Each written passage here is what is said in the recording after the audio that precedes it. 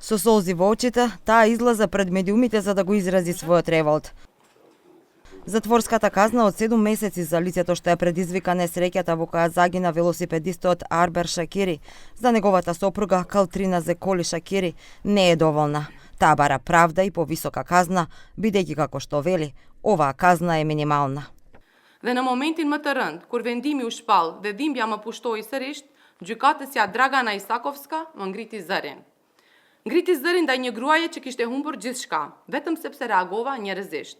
Atë çast nuk fola si profesioniste, por si nën dhe si bashkëshorte e thyer. Dola me një fjali që më doli nga shpirti. Uroj të mos e përjetoni kur një dhimbje të tillë. Sot jam para jush me duar të lidhura.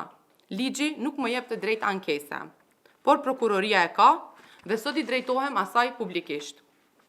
Kërkoj apel të vendimit, kërkoj dënim të drejtë. Зеколи Шакири смета дека процесот се одолговлекува 3 години и објаснува дека сега започнала првата фаза. Таа бара од обвинителството да ја обжали одлуката бидејќи како што вели, таа самата нема право на жалба. Sipas detyrës zyrtare, unë mendoj që vendimi I gjykatës moti do duhet të ishte veç më I shqiptuar. Dërsa ne ende jemi do thot në proces gjyqësor dhe tani presim nga prokuroria që të ngrej ankesë, domethënë për vendimin që ka sjellë gjykata themelore e shkallës së parë. Телевизија 21 испрати прашање до основното јавно обвинителство дали ќе се земе предвид горе наведеното барање и дали ќе ја оспорат пресудата на судот, но за сега нема одговор.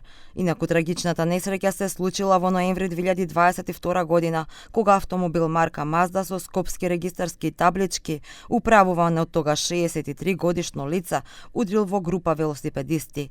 Како последица на несреќата на местото починал велосипедистот Арбер Шакири, а неколку други велосипедисти биле повредени.